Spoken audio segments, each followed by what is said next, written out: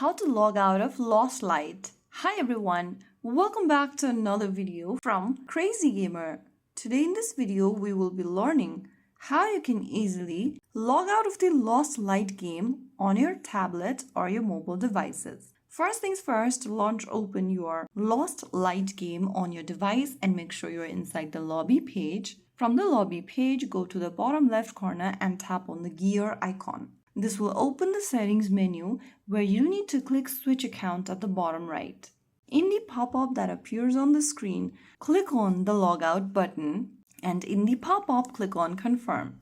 You'll be taken back to the login screen where you can log in with another account or choose a different login method. So that is how it's super easily done. If you found the video helpful, don't forget to like, share and subscribe to our channel.